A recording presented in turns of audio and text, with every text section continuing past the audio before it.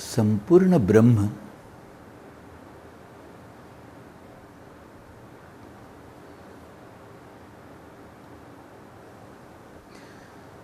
चेतना का ही खेल है।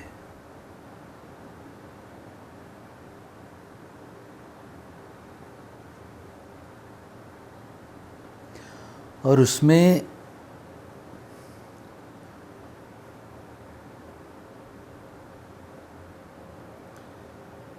जो कुछ भी घट रहा है वो चेतना की ही अभिव्यक्ति है। ये एक विचार ऐसे इंटरेस्टिंग सा लगेगा, लेकिन उसका एक्चुअल मीनिंग जो है, उसका जो अपने अपने जीवन में उसका ट्रांसलेशन जो है, उसको आपको अगर समझना हो तो सचमुच चेतना के विज्ञान को समझना पड़ेगा। सत चित और आनंद से बनी हुई चेतना है, ऐसा समझ लो। ये उसका स्वभाव है। The knowingness, the aliveness and the pleasantness, the bliss. जानने की क्षमता भी, जानने की इच्छा भी और अर्जित हुआ ज्ञान भी, इनको मिला के सत बन रहा है। जीवंतता, प्राण, ऊर्जा, शक्ति, अलाइवनेस, ये चित है। और आनंद के अलग अलग फ्लेवर्स चेतना का अंग ऑलरेडी हैं। इस चेतना के खेल को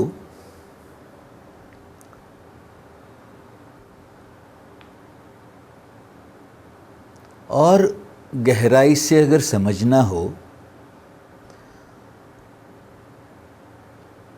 तो उसी चेतना से बने हुए 5 फैक्टर्स जो एक दूसरे के ऊपर असर कर रहे हैं,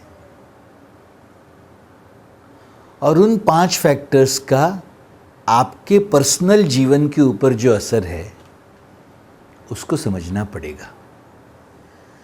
तब जाके ये जो ब्रह्म सूत्र है कि पूरा ब्रह्म चेतना का ही बना हुआ और चेतना से ही प्रेरित और चेतना का ही अभिव्यक्त हुआ खेल है।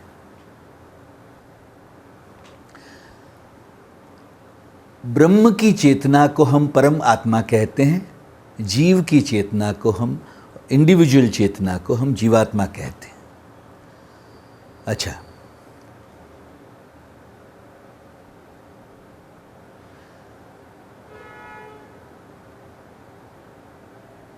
इंडिविजुअल चेतना जो है उसको एक लेवल पर हम या तो बुदबुदा या लहर कहें, और ब्रह्म की चेतना को हम सागर कहें। उसी पानी से बने हुए सागर भी और लहर भी।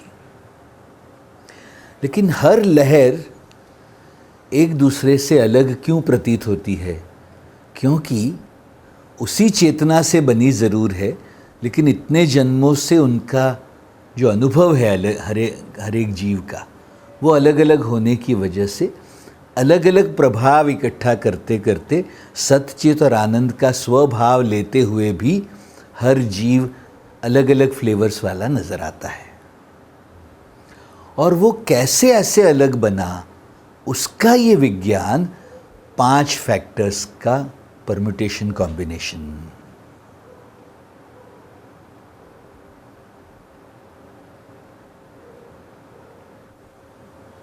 आज यहाँ पर ही बैठे हुए जीवों को देखो, हर जीव का अपना अपना फ्लेवर अलग अलग है। वो कैसे बना है अलग? बेसिक मटेरियल तो सेम ही है। तो मैं उसको इस एंगल से समझाता हूँ कि अस्तित्व में जैसे किसी भी पानी की बूंद को टेस्ट किया जाए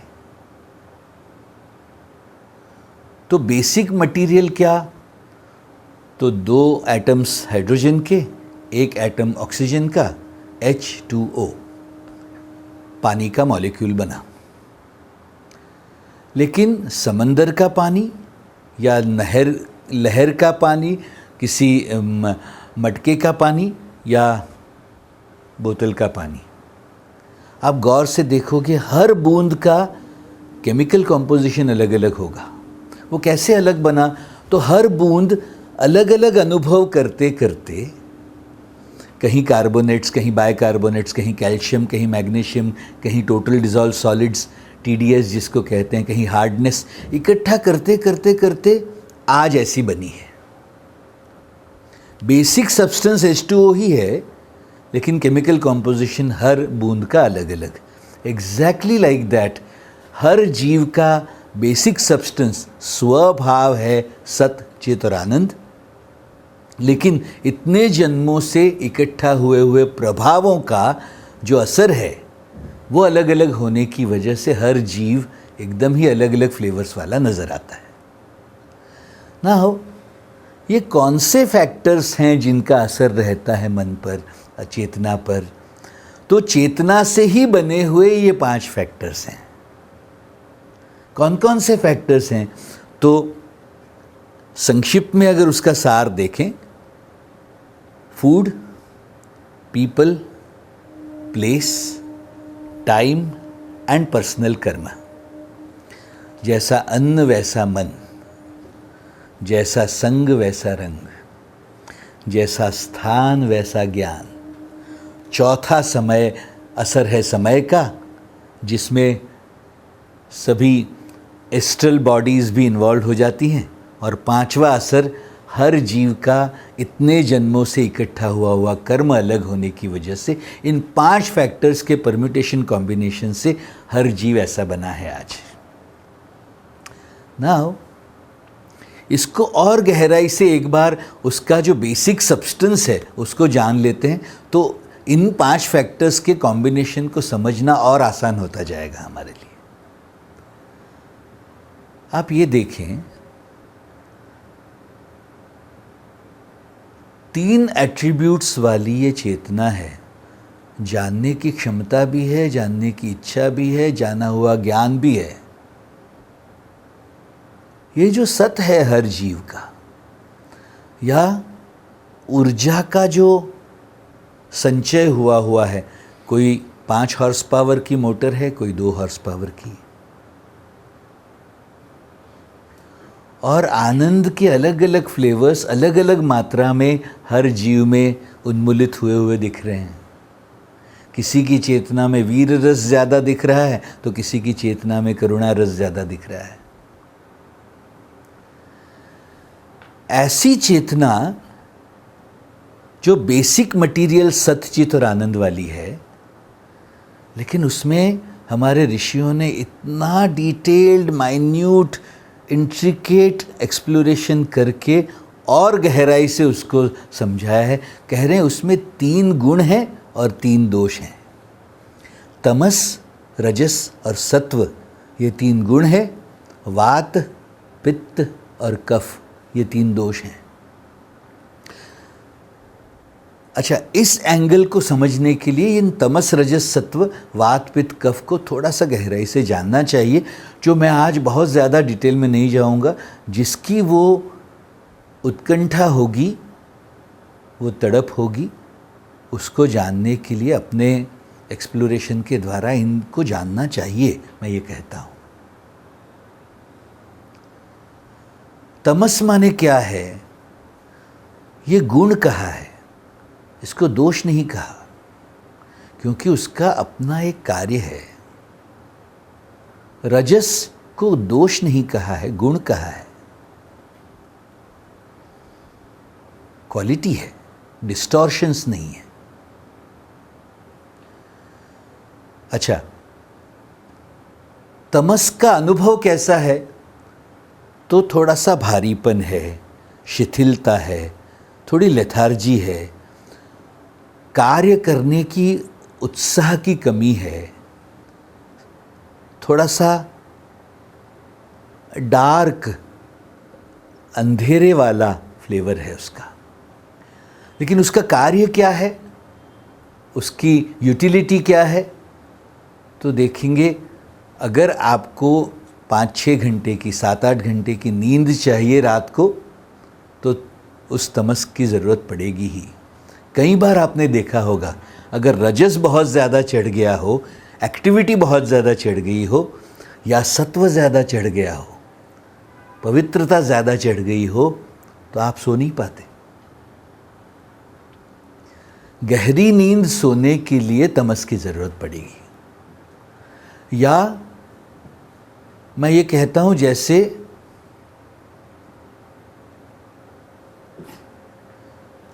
सिर्फ नींद की बात नहीं, एक्टिविटी में से मन को विड्रॉ करने वाला गुण है ये।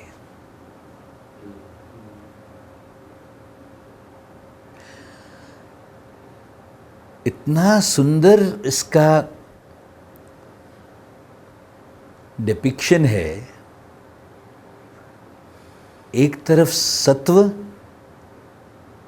वो भी एक्टिविटीज से विड्रॉ करवाएगा, आपको स्थिर कर देगा, शांत कर देगा।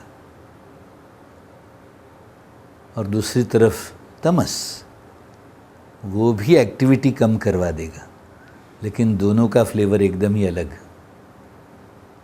इन दोनों के बीच में रजस है, जो एक्टिविटी वाला फ्लेवर है। तमस ऐसा समझ लीजिए, स्थिर, शांत, विड्रॉ करके अपने आप में विश्राम कराने वाला फ्लेवर है। रजस जो है वो आपको कार्यरत रखने वाला फ्लेवर है। अगर षड रिपुओं को भी अगर आप देखोगे, तो कुछ षड रिपु तामसिक हैं, षड रिपु में से कुछ फ्लेवर्स कुछ राजसिक हैं। विक्टिम कॉन्शियसनेस तामसिक फ्लेवर,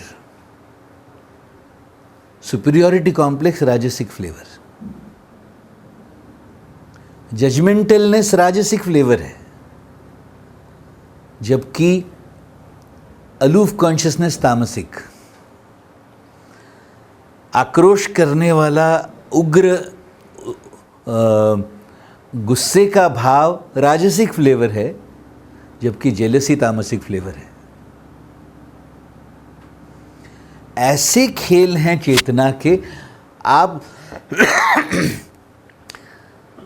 तमस, रजस और सत्व, इनके एंगल से चेतना को अगर समझते जाओ, आपको दिखाई देगा जो हमारे ऋषियों ने एक सूत्र में ऐसे कंसाइज करके हमारे सामने रख दिया।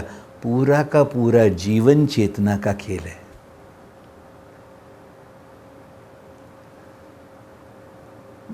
भौतिक जगत हो,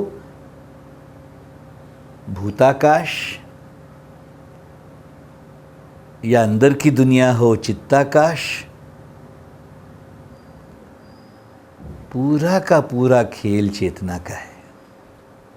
या उसके परे सबको अपने आप में समाये हुए जो दिव्यता स्थिर होके बैठी है, वो चिदाकाश, वो भी है तो चेतना का ही खेल।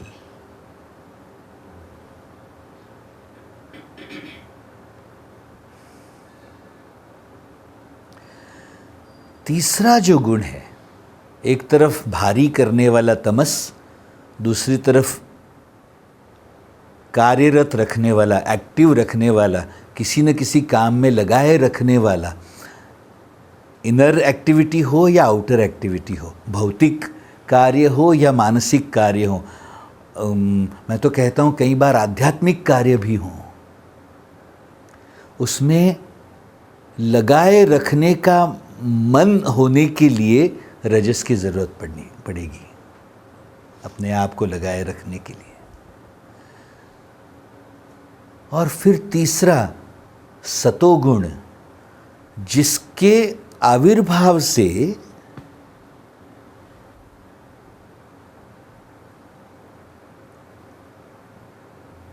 मन अपने आप स्थिर, लेकिन प्रसन्न। एक्टिविटी बहुत कम लेकिन चेतना उत्साहित। तामसिक व्यक्ति ऐसा दिखेगा, सात्विक व्यक्ति दिख रहा है स्थिर ही, लेकिन ऐसा दिखेगा।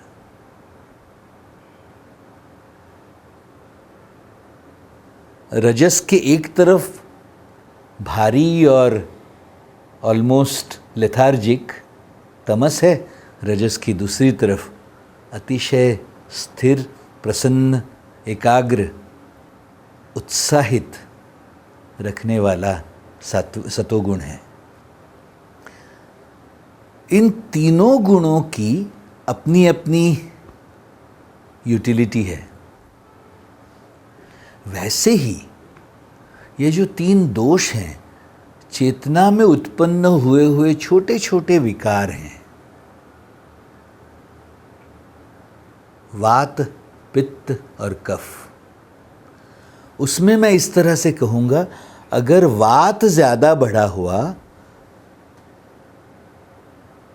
उन 5 तत्वों के पृथ्वी, जल, वायु, अग्नि और आकाश, इन 5 तत्वों का खेल इसके अंदर दिखाई देगा आपको। मैं इसमें ज़्यादा बहुत डिटेल में नहीं जा रहा, लेकिन वात बढ़े हुए व्यक्ति का एक्स्ट्राऑर्डिनरी एक्टिविटी दिखेगा आपको। चंचल शरीर, चंचल मन। पित्त चढ़े हुए व्यक्ति का आक्रोश भी दिखेगा, लेकिन कार्य में परफेक्शन भी दिखेगा। एक्टिविटी एक्स्ट्राऑर्डिनरी, लेकिन वो कभी कभी लोभ से प्रेरित भी दिखेंगे।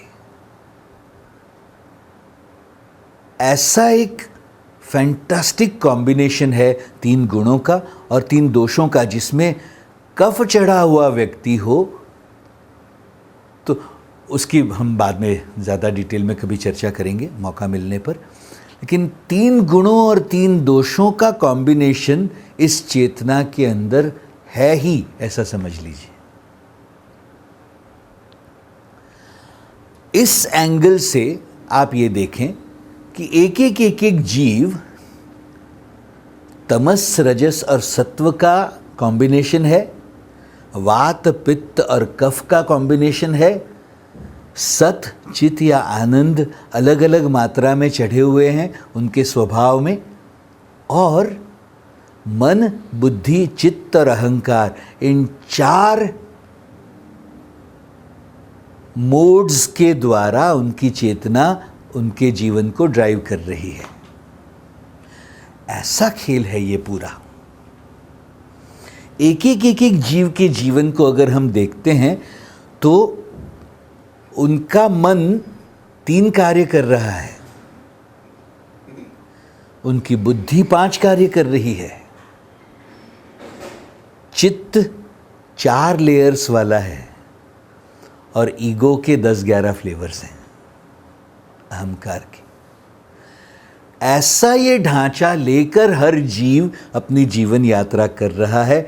ये मैं कह रहा हूँ, ये मोमेंट टू मोमेंट फिनोमिनन ना होकर ये इवेंट टू इवेंट फिनोमिनन है, क्योंकि जीवन ये क्षणों का क्रम नहीं है, ये घटनाक्रम है, और जिसमें never changing entity is now the time, and ever changing entity जो हमेशा बदलते रहने वाला स्पेस, जिसके 3 घटक, भूताकाश बाहर की दुनिया, चित्ताकाश हर जीव के अंदर की दुनिया, और इन सब को अपने अंदर समाये हुए परब्रह्म जिसको चिदाकाश कहते हैं। एक तरफ ना काल बदल रहा है ना चिदाकाश बदल रहा है, बदल रहा है वो अंदर की दुनिया और बाहर की दुनिया का एक जो लेन देन हो रहा है, परस्पर इंटरैक्शन हो रहा है, वो कंटिन्यूअसली बदलता जा रहा है। और उस बदलाव के लिए अगर आपको जानना हो कि कैसे बदलाव हो रहा है, घटनाएं कैसे घट रही हैं, तो इन 5 फैक्टर्स को समझना पड़ेगा। जैसा अन्न वैसा मन, हम पहला फैक्टर ले रहे हैं। जैसे अन्न को भी अगर आप देखो तो उसके अंदर भी, क्योंकि वो भी चेतना का ही टुकड़ा है, लेकिन हर अन्न 3 गुणों और 3 दोषों वाला है। एवोल्यूशन में उस जीव की जो अभी हमारे प्लेट में समोसे के रूप में आया हुआ है, उसकी भी अपनी स्थिति है।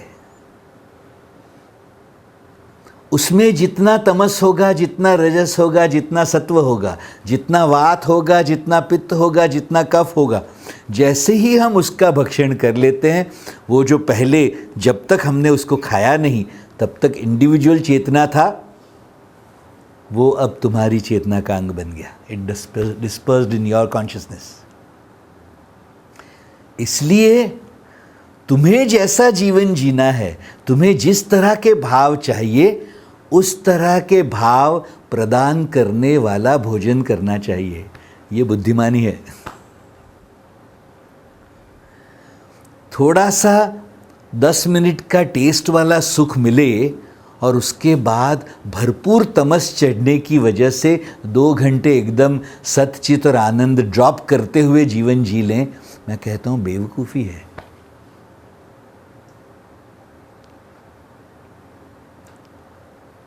जैसा अन्न वैसा मन। 1 बार, 2 बार, 100 बार आपने जो भक्षण किया, उसकी चेतना, उस अन्न की चेतना में जितने प्रमाण में वात पित्त कफ तमस रजस सत्व थे, वो कंटिन्यूस बेसिस पर आप इकट्ठा करते जाओ और ये प्रोसेस लंबे समय तक चलता रहे, तो मैं कहता हूँ एक तरफ आप इन सुंदर सुंदर एक्टिविटीज़ के द्वारा, साधना, सत्संग और सेवा के द्वारा अपनी चेतना के शुद्धिकरण के कार्य में लगे हुए हो, और दूसरी तरफ अगर अन्न के द्वारा गड़बड़ें अपने ही चेतना में उंडेल रहे हो, मैं कह रहा हूँ काउंटर एक्टिंग एक्टिविटीज़ हो रही हैं। सुन रहे हो क्या? जैसा अन्न वैसा मन। क्योंकि जब तक वो बाहर था तब तक, उस क्षण तक कितने लोगों ने अपनी अपनी चेतना उसके अंदर प्रभाव के रूप में डाली हुई है। जिस व्यक्ति ने वो अन्न उगाया होगा, वहाँ से लेके जिस व्यक्ति ने उसको गोडाउन में भरा होगा, वहाँ से लेके जिसने उसको बेचा होगा, वहाँ से लेके जिसके पास से आप खरीद कर ले आए, वहाँ से लेके जिसने उसको पकाया होगा, हर व्यक्ति ने अपनी चेतना का कंट्रीब्यूशन किया है उसके ऊपर, और वो आके आपके सामने आया है अन्न।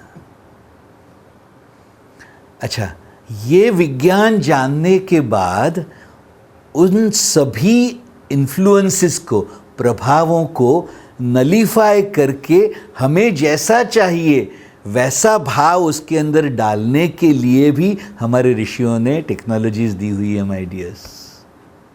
हम जब वो खाना खाने से पहले वो 5 बार पानी घुमाते हैं भोजन के आसपास, वो कहते हैं ओम प्राणाय स्वाहा, ओम अपानाय स्वाहा, ओम उदानाय स्वाहा, ओम समानाय स्वाहा, ओम ब्रह्मणे स्वाहा। ये सब क्यों? ताकि पानी की अपनी एक जो क्वालिटी है, वो सब तरह की तमस रजस या सत्व हो, वात पित्त या कफ हो, उसको एब्जॉर्ब कर लेता है पानी। तो पानी घुमा के उसको एक बार ऑलमोस्ट न्यूट्रल कर दिया जाए,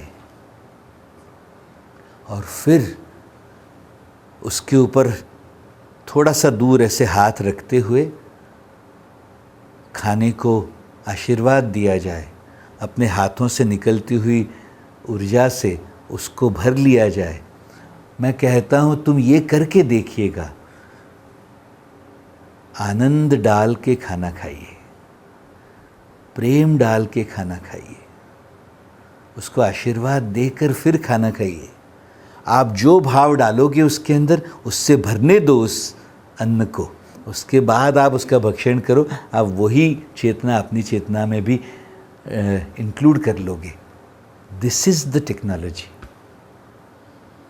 लेकिन पहला फैक्टर क्या, तो मैं कहता हूँ जैसा अन्न वैसा मन, ये फर्स्ट फैक्टर।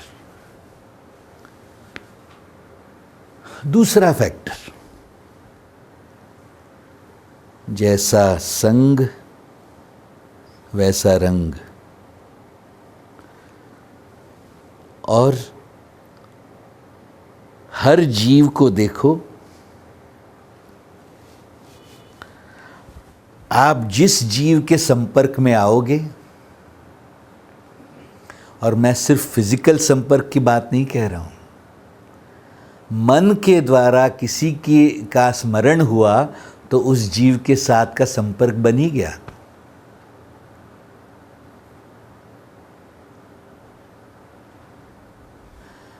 मन के द्वारा संपर्क हुआ, उस चेतना में जो भाव थे, सत चित और आनंद, तमस रजस सत्व, वात पित्त कफ, इसका जो कॉम्बिनेशन था, उनके साथ का संपर्क बनते ही लेन देन हो गया।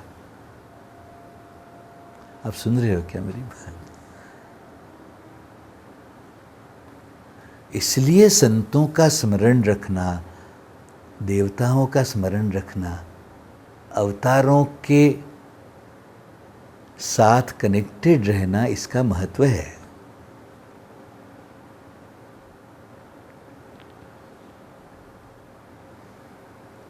आप ये करके देखिए, किसी ऐसे व्यक्ति का स्मरण करके देखिए जो बहुत गुस्सा करता है, बहुत नेगेटिव भाव रखता है मन में, बहुत आक्रोश से जीवन जी रहा है। उस क्षण स्मरण मात्र से आपकी चेतना भी अप्रसन्न में होती हुई महसूस करेंगे आप। और वही मैं कह रहा हूँ, गुरुदेव का स्मरण मात्र तुम्हारी चेतना को सुंदर बना देता है। अच्छा, ये जो 5 फैक्टर्स मैं कह रहा हूं, इन पांचों में समानता क्या, तो तमस रजस और सत्व इन 3 गुणों का, और वात पित्त और कफ 3 दोषों का, और उनकी चेतना में जगे हुए सत चित और आनंद की स्थिति का संचय लेकर वो जीवन जी रहा है। वो जीव, आपका संपर्क उनके साथ होने मात्र से उसके पूरे उस संचय के साथ आपका जुड़ा बना हुआ संचय कनेक्ट हो जाता है, और गिव एंड टेक हो जाता है, आदान प्रदान हो जाता है। ये जानने की वजह से हमारे शास्त्रों में क्लियर कट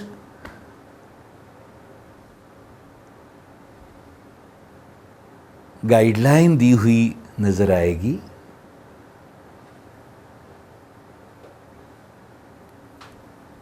कि अपना संग सत कर लो।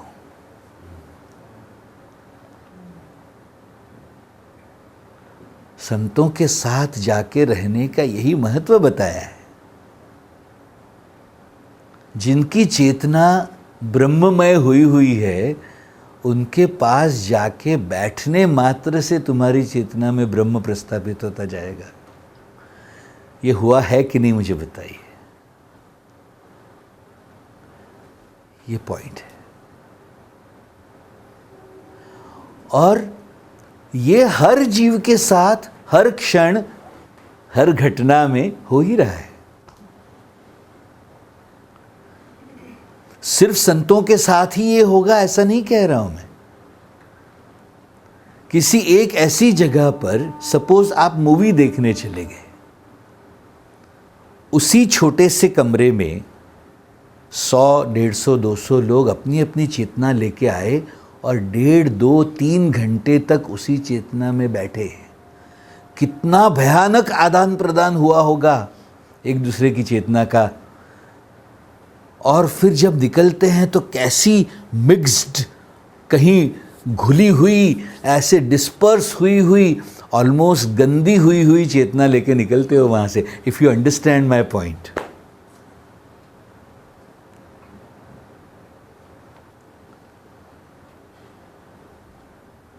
कहीं बहुत राजसिक तामसिक पार्टी में चले जाओ, ज़ोर ज़ोर से भूप भूप भूप म्यूज़िक चल रहा है, शराब पी जा रही है, आसपास भयानक वो व्यभिचारों वाला वातावरण है, वहाँ खड़े रहो सिर्फ जाके।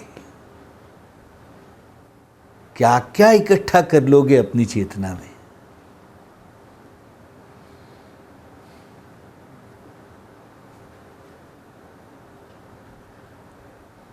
अच्छा, मैं कह रहा हूँ फूड की बात, लेकिन फूड के साथ जुड़े हुए लोगों की भी बात कह रहा हूँ, संघ की भी बात कह रहा हूँ, और संघ के साथ जुड़े हुए स्थान की भी बात यही कह रहा हूँ मैं। जो तीसरा फैक्टर है, स्थान की ऊर्जा, जगह की ऊर्जा बनी कैसे? लोगों के होने से ही, संघ से ही तो बनी है। आप गौर से देखो, जिस जगह जिस तरह के लोग रहते हैं, जिस तरह का कार्य रेगुलरली होता है, जिस तरह का खाना खाया जाता है, उसी तरह का स्थान का एटमॉस्फेयर भी बनता है। वो कैसे बना है? संघ का असर हुआ है, लोगों का, जीवों का असर हुआ है जगह पर। उन जीवों ने जिस तरह का खाना खाया होगा वो असर हुआ है जीवों पर। इस तरह का एक के ऊपर एक दूसरा असर करने वाला फैक्टर है ये। सो ऐसा नहीं कह सकते कि 5 ही फैक्टर्स, 5 फैक्टर्स अलग अलग दिखाई दे रहे हैं, लेकिन बाकी के 4 फैक्टर्स हर फैक्टर के ऊपर भी असर कर रहा है। सो टोटल मिला के शायद 20 फैक्टर्स बनेंगे। 5 + 4 + 3 + 2 + 1। आप समझ रहे हैं मेरी बात?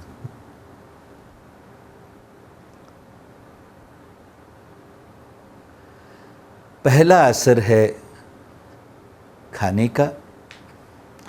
मैं कहता हूँ जैसा तुम भोजन बनाना चाहो, तुम्हारी प्लेट तक आया, हो सकता है वहाँ तक तुम्हारा कोई ज़्यादा कंट्रोल नहीं था, लेकिन वहाँ पहुँचने के बाद उसकी पूरी ऊर्जा को बदल के उसके अंदर सत्व भरपूर प्रमाण में इंड्यूस करके, आनंद की बौछारें करके वो भोजन खाया जा सकता है। वो चॉइस हमेशा तुम्हारे हाथ में।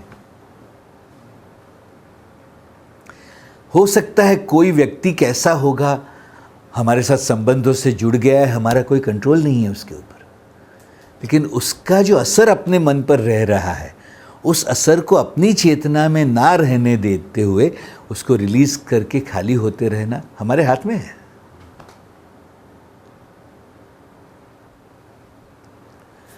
वैसे ही मैं कहता हूं अब कि तीसरा फैक्टर स्थान का फैक्टर है। आप ये देखिएगा, मुंबई की एनर्जी और दिल्ली की एनर्जी, अगर आप दोनों जगह रहे हुए हो ना, आप क्लियरली महसूस कर सकते हो एकदम ही अलग अलग जगह है, एकदम ही अलग एनर्जी। मुंबई में ही किसी एक एरिया की एनर्जी अलग, दूसरे की अलग। उसी एरिया में मैं कहता हूं अगर तुम्हारे पास वो सेंस करने वाली नज़र होगी तो और गहराई से समझ पाओगे। उसी एरिया में रहते हुए लोगों में किसी के घर की एनर्जी सात्विक, किसी के घर की एनर्जी राजसिक और तामसिक। मैं कहता हूं आप ही के घर में बेडरूम की एनर्जी अलग होगी, पूजा रूम की एनर्जी अलग होगी। ऐसा स्थान का असर ये तीसरा फैक्टर है माय डियर, लेकिन है ज़रूर। अच्छा, अगर आप चेतना का विज्ञान जान रहे हो तो फूड का जो असर है, खाने का असर, वो आप गौर से देखो सेपरेट है। जो खाया थोड़े समय के लिए रहा, हमने अगर थोड़ा सा उपवास कर लिया, पानी पी लिया, एक्सरसाइज कर लिया, प्राणायाम कर लिया, खाने के असर को पलट सकते हो। लोगों का असर कर्मों तक जा रहा है, इमोशंस पर इफेक्ट कर रहा है, ईगोज के असर हो रहे हैं एक दूसरे के ऊपर। एक की चेतना में सुपीरियोरिटी कॉम्प्लेक्स चढ़ा हुआ होगा तो उसका असर दूसरे की चेतना पर कैसे होगा, तो उसकी चेतना में इन्फीरियोरिटी कॉम्प्लेक्स चढ़ रहा है। ऐसा असर है। तो मन पर भी असर है, बुद्धि पर भी देखो कितना असर है। एक व्यक्ति की प्रेजेंस में तुम्हारी बुद्धि जिस तरह से कार्य करती है वैसी ही दूसरे की प्रेजेंस में नहीं करती, कुछ और ही कार्य करती है दूसरे की प्रेजेंस में। एक व्यक्ति उसकी प्रेजेंस मात्र से तुम्हें मृदु कर देता है, एकदम सॉफ्ट कर देता है, प्रेममय कर देता है। दूसरा व्यक्ति तुम्हें आक्रोश दे रहा है। तुम्हारे चित्त में पड़ी हुई वृत्तियों के लेवल पर उसका असर है। ईगो के अलग अलग फ्लेवर्स को ट्रिगर करने के लिए भी एक दूसरे का प्रेजेंस कंटिन्यूसली काम कर रहा है, मैं ये कह रहा हूं। लेकिन दूसरा फैक्टर है संग का असर। और संग यानी लोग ही नहीं, एक जीव का दूसरी जीव की चेतना पर असर। कोई कुत्ता आपके आसपास आया, बिल्ली आपके आसपास आई, आप गाय के पास सामने जाके खड़े रहो, वो उसकी प्रेजेंस मात्र से गिर की गाय की आंखों में देखो, मृदु कर देगी, तुम्हें मेल्ट कर देगी एकदम। वही जर्सी गाय नहीं कर पाती।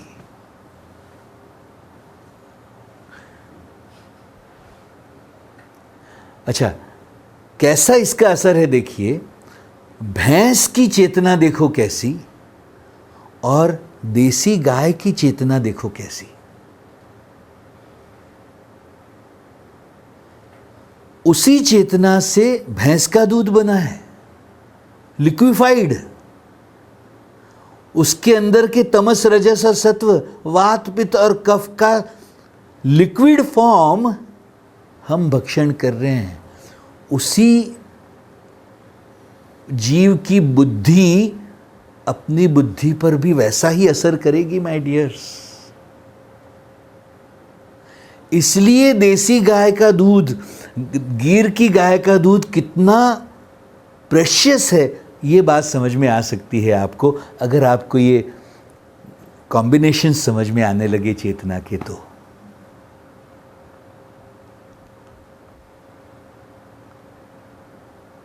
अच्छा, ये देखिए, 22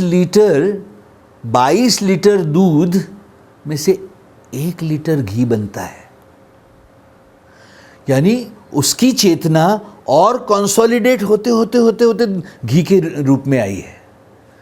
1 चम्मच ले रहे हो घी का, वो 1 चम्मच नहीं माय डियर, ऑलमोस्ट आधा लीटर दूध पी रहे हो उसका, उतना उसका सार इसमें घुस रहा है। आप सुन रहे हो मेरी बात? ये पूरा का पूरा कंसोलिडेशन चेतना का या डिस्पर्शन भी चेतना का ही,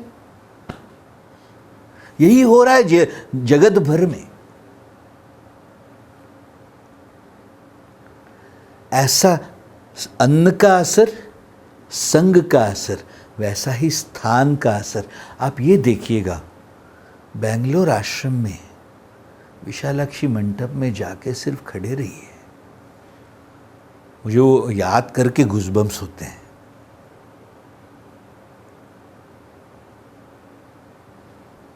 उस चेतना में, तुम्हारी चेतना में क्या क्या करने की क्षमता है। तो बुद्धिमानी क्या भाई, जो भी व्यवहार व्यवसाय निभाना है निभाओ, लेकिन रेगुलर बेसिस पर उस दिव्य चेतना में जाके बैठो ना। तुम्हारे लिए ही बनाई है गुरुदेव ने।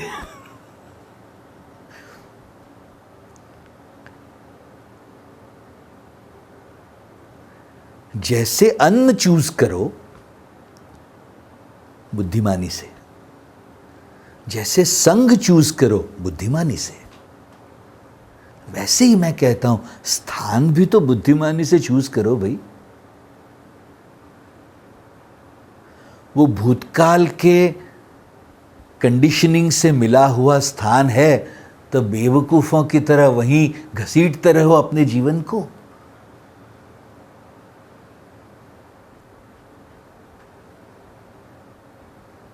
इस स्थान के असर को आप देखना। जो लोग भारत के बाहर ट्रैवल कर चुके हैं ना, उनको ये बात शायद समझ में आएगी अगर बुद्धि उतनी कुशाग्र सेंसिटिव हुई है तो।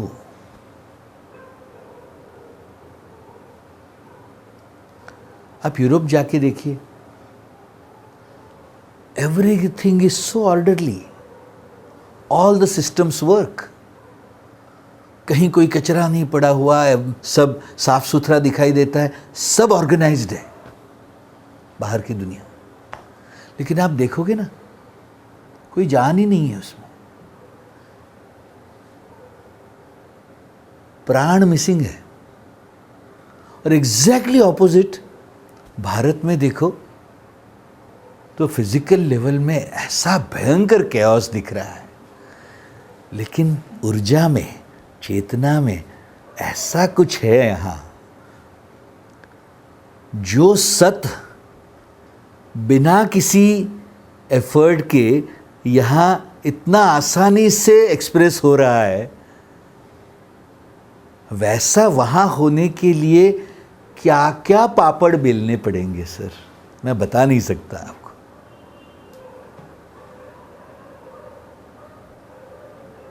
अच्छा, जीवन देखो तो बड़ा ऑर्डरली दिखेगा, एफर्ट्स कम हैं,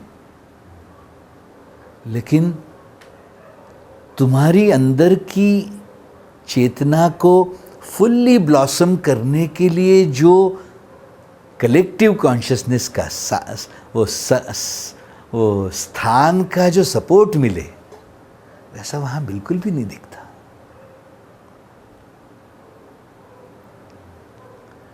ऐसा खेल है ये, स्थान का जो असर है। मैं कहता हूँ एक एक फैक्टर हम समझते जा रहे हैं ना, उसमें और विस्तृतीकरण हो रहा है अगर आप गौर से देखो तो। अन्न का असर उतना ही है, संग का असर उससे ज्यादा। स्थान इज ए कलेक्टिव कॉन्शियसनेस का chunk.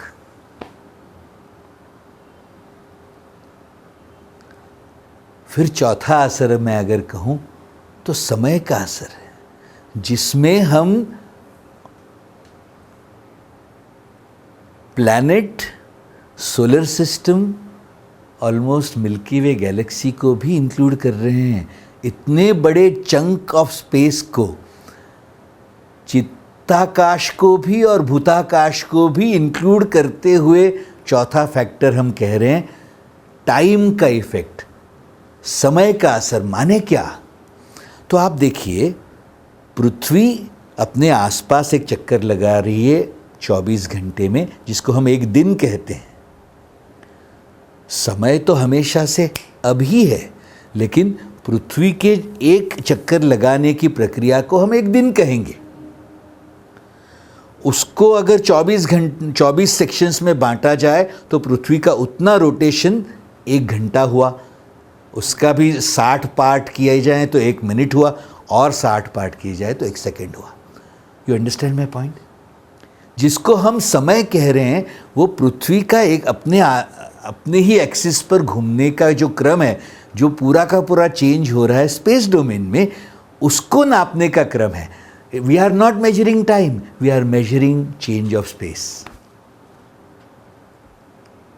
But for the convenience हमने वर्षों से यही शब्द इस्तेमाल किए हैं, हम उन्हीं शब्दों का उपयोग चालू रखेंगे।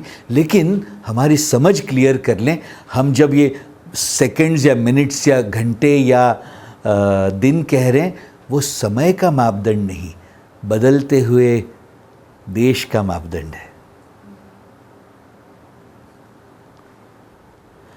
ऐसे में आप गौर से देखो, पृथ्वी घूमते घूमते सूर्य के सामने आए तो हम उसको दिन कहते हैं, उसके ऑपोजिट साइड चली जाए तो हम उसको रात कहते हैं। आप जिस स्थान पर हो वो,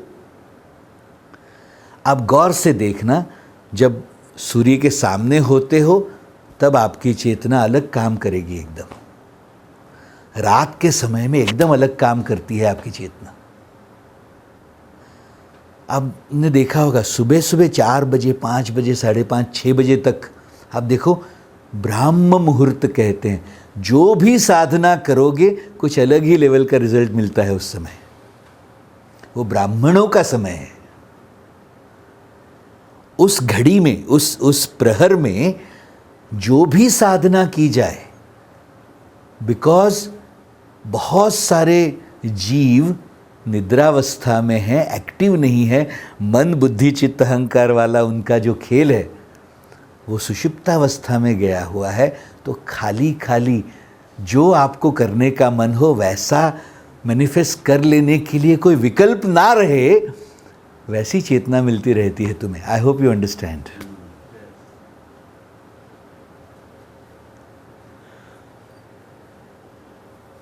अच्छा, सूर्योदय के बाद 2-3 घंटे में 8 बजे 9 बजे अब देखो सत्व से धीरे धीरे करते करते रजस की तरफ आता है एटमॉस्फेयर,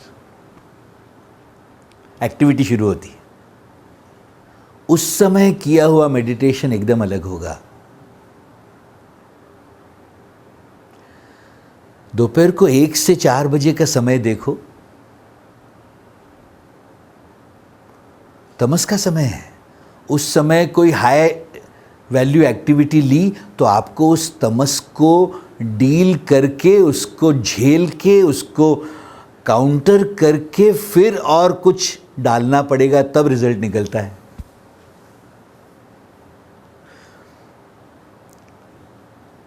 ये दिन के समय का असर। आप ये देखो, जस्ट बिफोर द सनसेट पूरी सृष्टि जैसे उत्सव मना रही है। आकाश में सुंदर सुंदर कलर्स दिखते हैं, हवा बह रही, पक्षी चहचहा रहे, तुम्हें घर में बैठने का मन ही नहीं करेगा। प्लेफुल एटमॉस्फेयर है। वैसा प्लेफुल एटमॉस्फेयर जानबूझ के 10, 12, 50 लोगों ने मिलके बनाया है, ऐसा है क्या? एवरी डे अपने आप ही घटता है वो समय का असर है। वैसे ही इमीडिएटली सूर्यास्त के बाद वाला जो समय है, कंप्लीटली डिप्रेसिंग टाइम, 2 से 2.5 घंटे। एक रिसर्च हुआ है कि पूरे यूरोप भर में होने वाले सुसाइड केसेस में से 70% सुसाइड केसेस होते हैं सूर्यास्त के बाद के 3 घंटे में। वो डिप्रेशन वाला टाइम होता है, अगर उस समय अपना मन नहीं संभाल पाए तो गड़बड़ कर बैठते हैं, क्योंकि ऊर्जा का पुंज सूर्य अभी अभी अस्त हुआ होता है, तो नेगेटिविटीज का इफेक्ट उतना ज़्यादा होता है। तमस का असर है वो। उसके बाद धीरे धीरे फिर से रिलैक्स होने लगती है वो तमस की चेतना भी। ऐसा खेल, ये दिन के समय का असर। वैसे ही आप देखोगे, जब पृथ्वी सूर्य के आसपास एक चक्कर लगाए तो 365 दिन में वो चक्कर लगता है, जिसको हम 1 साल कहते हैं। उसके दौरान पृथ्वी ने अपने आसपास भी 365 चक्कर लगाए हुए होते हैं। 365 दिन, 365 रात हुई होती है। वैसे में साल के समय का असर माने क्या, वो पृथ्वी अपनी एक्सिस पर थोड़ी सी ढली हुई होने की वजह से कभी कभी गर्मियों का समय, कभी कभी सर्दियों का समय, कभी कभी बारिशों का समय, कभी वसंत ऋतु तो कभी वर्षा ऋतु। हर चंक ऑफ टाइम का 2-2, 2.5 महीने का अगर वो आप 6 ऋतु गिनोगे तो हर 2-2.5 महीने में पूरी कलेक्टिव कॉन्शियसनेस बदलती है। जो रोमांटिक भाव, जो सुंदर भाव, जो एक्सिलरेटेड फील करते हो बारिशों में, वैसा मई महीने की गर्मियों में फील नहीं करते। लेकिन वहाँ की ऊर्जा अलग है, वो आपसे कुछ और कार्य करवाएगी। वही कार्य सर्दियों में करने का मन नहीं होता। ऐसा खेल है ये। जैसे दिन के समय का असर, वैसे ही साल के समय का असर और वैसे ही युग के समय का भी असर। दिन माने क्या, तो पृथ्वी अपने आसपास एक चक्कर लगाए। उसमें वेरिएबल्स क्या हैं, कभी कभी आप सूर्य के सामने आते हो, कभी कभी सूर्य से दूर चले जाते हो। दूसरा फैक्टर वेरिएबल क्या है, तो चंद्रमा जो घूम रहा है पृथ्वी के आसपास, उसका भी असर होता रहता है तुम पर। ये दिन के समय का या रात के समय का असर। जैसे चंद्रमा जब अमावस की तरफ गया है, अमावस माने क्या है, सूर्य, पृथ्वी और चंद्रमा का जो पोजीशनिंग है, इसको और गहराई से अगर समझना हो तो आपको समझना चाहिए। सपोज ये पृथ्वी है, वो सामने सूर्य है जो लाइट है, और यहाँ चंद्रमा है।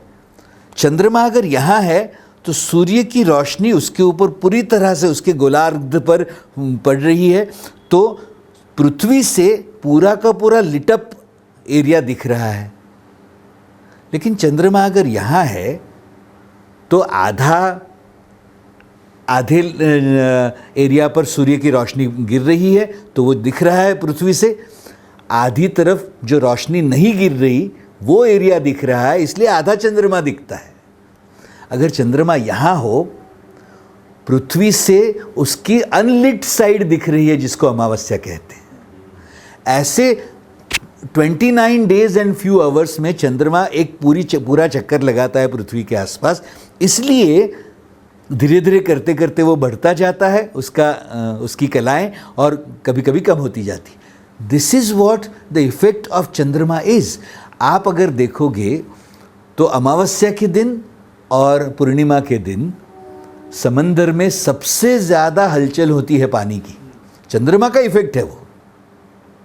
अच्छा, हमारा शरीर भी तो 70% पानी वाला शरीर है, तो उसका असर अपने शरीर पर भी, अपने मन पर भी होना ही है। इसलिए जो जानकार लोग हैं ना, इन असरों को पहचान कर अपने जीवन की दिशाएं तय करते हैं। मैं फिर से एक बार इस पॉइंट पर आ रहा हूं, आप ये देखिएगा। जैसे दिन के समय का असर, तो वो है वेरिएबल्स क्या है, आप पृथ्वी पर जहां हो वहां से सूर्य के साथ का कनेक्शन और चंद्रमा के साथ का कनेक्शन, ये दो वेरिएबल्स हैं ज़्यादातर। जब साल के समय का असर, तो ऐसा समझ लीजिए जैसे सूर्य केंद्र में है और हर ग्रह सूर्य के आसपास घूम रहा है। तो अच्छा, सबकी गति काउंटर क्लॉकवाइज गति है, सभी ग्रहों की, और सभी एक ही दिशा से गति कर रहे हैं सूर्य के आसपास। तो कभी कभी जैसे पहला ग्रह है बुध, दूसरा शुक्र, तीसरी पृथ्वी, चौथा मंगल, पांचवा गुरु, छठा शनि, और फिर यूरेनस, नेपच्यून एंड प्लूटो। तो पृथ्वी की घूमने की गति जो है सूर्य के आसपास, वो एक साल में एक चक्कर है, 365 डेज में एक चक्कर है। शनि महाराज 30 साल में एक चक्कर लगाते हैं। हर ग्रह की अपनी अपनी स्पीड है घूमने की, तो कभी कभी अपनी गति की वजह से, अपनी स्पीड की वजह से पृथ्वी शनि महाराज से दूर जा रही होती है, तो हम कहते हैं शनि वक्री हुए हैं। कभी कभी अपनी गति की वजह से पृथ्वी शनि महाराज की तरफ जा रही होती है अपने घूमने के प्रोसेस में, तब हम कहते हैं शनि मार्गी हुए हैं। आप सुन रहे हो मेरी बात? सूर्य के आसपास सब ग्रह घूम रहे हैं अपनी अपनी गति से, तो पृथ्वी पर हम हैं, हमारे परिप्रेक्ष्य से, हमारे रेफरेंस से, जब हम किसी ग्रह से दूर जा रहे होते हैं तो हम कहते हैं वो ग्रह वक्री हुआ है अभी। या कभी हम उस ग्रह की तरफ ट्रैवल कर रहे होते हैं, पृथ्वी उस ग्रह की तरफ जा रही होती है अपने भ्रमण में, तो हम उसको कहते हैं हम मार्गी, वो ग्रह मार्गी हुआ है। अच्छा, कभी कभी ऐसा समझ लीजिए, सपोज सूर्य महाराज बीच में हैं, एक तरफ पृथ्वी आई है और उस सूर्य महाराज के एकदम नज़दीक ग्रह घूमने वाला बुध ग्रह सूर्य के पीछे गया है। तो पृथ्वी के परिप्रेक्ष्य से बुध अस्त हुआ है क्योंकि ये सूर्य के पीछे है। वैसे ही कभी कभी शुक्र अस्त हुआ है, ऐसा कहते हैं। कभी कभी सपोज पृथ्वी यहाँ है और शनि महाराज सूर्य के पीछे चले गए, तो हम कहते हैं शनि अस्त हुए हैं, कंबस्ट हुए हैं। लेकिन वो जा रहे हैं पृथ्वी के पीछे, सूर्य के पीछे, पृथ्वी के पर्सपेक्टिव से। ऐसा खेल है साल के समय का असर, क्योंकि कंटिन्यूसली हर ग्रह घूम रहा है, कभी कभी एक दूसरे के नज़दीक आते हैं, कभी कभी दूर चले जाते हैं। वैसा जो भ्रमण है, अच्छा, उसमें एक और बड़ा इंटरेस्टिंग खेल है, सब लोग ध्यान से सुनिएगा। जैसे हर जीव की चेतना में तमस रजस और सत्व ये 3 गुण हैं, वात पित्त कफ और ये 3 दोष हैं, सत चित और आनंद ये स्वभाव है चेतना का। वैसे ही हर ग्रह भी अपने अपने फ्लेवर्स लेकर जी रहा है, वो भी तो जीव ही हैं। आप मंगल महाराज का एनर्जी याद करो तो एक वॉरियर का एनर्जी है, सेनापति है, वो क्षत्रिय हैं। वही चंद्रमा को याद करो तो शीतल है, मृदु है, सॉफ्ट है, रोमांटिक है। गुरु महाराज धर्मलक्षी हैं तो शनि महाराज सत्य दर्शन और न्याय दर्शन कराने वाले हैं। किसी की कुंडली में शनि महाराज का अगर 7.5 आया है तो वो जो 5वां फैक्टर है, कर्मों का फैक्टर, जो अभी हम बात करेंगे, food, people, place, time and personal कर्म, पर्सनल कर्मों का लेखा जोखा कर्म फल के द्वारा बैलेंस करने का कार्य शनि महाराज करते रहेंगे आपके जीवन में। ऐसा समझ लीजिए, इसलिए इनको देवता कहा है। हर एक की एनर्जी अलग अलग है और उनकी एनर्जी का जो प्रभाव है आपकी एनर्जी पर, जैसे एक एक जीव का प्रभाव आपकी एनर्जी पर है, आपकी चेतना पर है,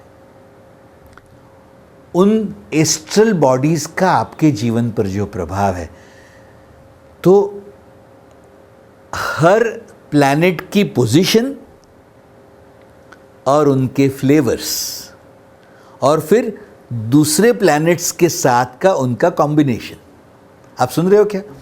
हर प्लैनेट की अपनी अपनी पोजीशन बदल रही है, वो उनका फ्लेवर्स जानने वाला फैक्टर, और फिर एक दूसरे के साथ का उनका जो परस्पर संबंध है उनको भी समझने वाला जो गण है, इन्हीं को हम ज्योतिष कहते हैं माय डियर। ज्योतिष विद्या है पूरी की पूरी, और उसके द्वारा हम एक छोटा सा एक गेसवर्क कर सकते हैं कि अगर शनि महाराज यहाँ बैठे हैं आज तो ऐसा ऐसा होने की संभावना है, गुरु महाराज का अगर ये प्रकोप है तो ऐसा ऐसा होने की संभावना है।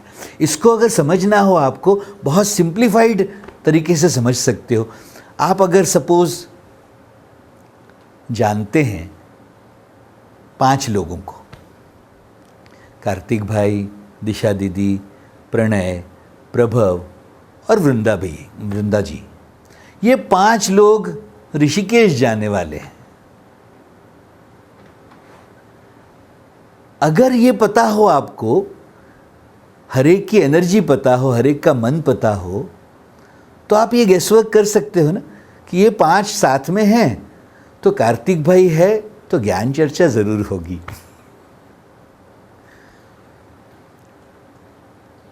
और चाय जरूर बनेगी दिन में 2 बार।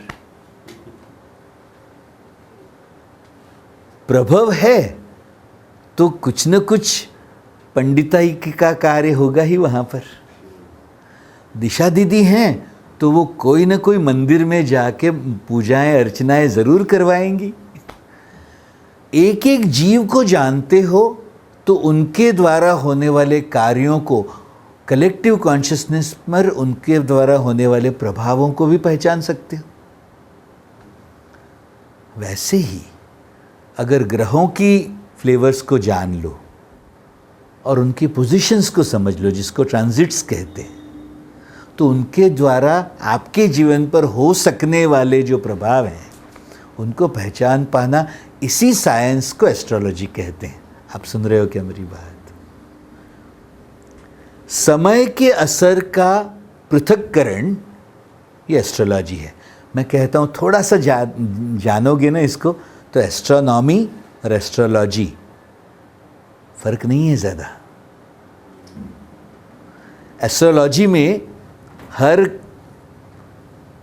ग्रह के असर को भी जाना गया है, जबकि एस्ट्रोनॉमी में हर ग्रह की पोजीशन को जानने की चेष्टा हुई है। ऐसा ये साल के समय का असर हुआ, दिन के समय का असर, फिर साल के समय का असर, और फिर तीसरा, इसको भी समझना चाहिए, जैसे पृथ्वी अपने आसपास एक चक्कर लगाती है एक दिन में, पृथ्वी सूर्य के आसपास एक चक्कर लगाती है एक साल में, वैसे ही सूर्य मिल्की वे गैलेक्सी के केंद्र के आसपास एक चक्कर लगाता है एक युग में। अप्रॉक्सीमेटली 5200 साल का एक युग कहा जाता है। राम सेतु जो त्रेता युग के लास्ट में, अंतिम चरण में राम जी ने बनवाया था, जिस पर सेना लेकर राम जी धनुषकोटि से श्रीलंका जाकर रावण के ऊपर युद्ध करके सीता जी को वापस ले आए, उसका आर्कियोलॉजिकल एज अप्रॉक्सीमेटली 10 से 11,000 साल का बता रहे हैं। अच्छा, जैसे राम जी ने शरीर छोड़ा तब त्रेता युग का अंत और द्वापर युग की शुरुआत हुई, वैसे ही भगवान श्री कृष्ण ने शरीर छोड़ा तब द्वापर युग का अंत हुआ और कलयुग की शुरुआत हुई। तो अप्रॉक्सीमेटली 5200 साल पहले हुआ महाभारत, इसके तो बहुत सारे पुरावे हमारे पास सामने मौजूद है, जिसके बाद भगवान श्री कृष्ण का शरीर छूटा है, ये भी हमें पता ही है। तो अप्रॉक्सीमेटली 5000 साल पहले कलयुग की शुरुआत हुई है, अप्रॉक्सीमेटली 10,000 11,000 साल पहले द्वापर युग की शुरुआत हुई है। तो हम ये अप्रॉक्सीमेशन कर सकते हैं कि 5200 साल के आसपास का एक युग होने की संभावना है। इसको और किसी तरह से पहचानने का मेरे पास कोई प्रूफ नहीं है, लेकिन गेसवर्क ये किया जा सकता है। तो इसलिए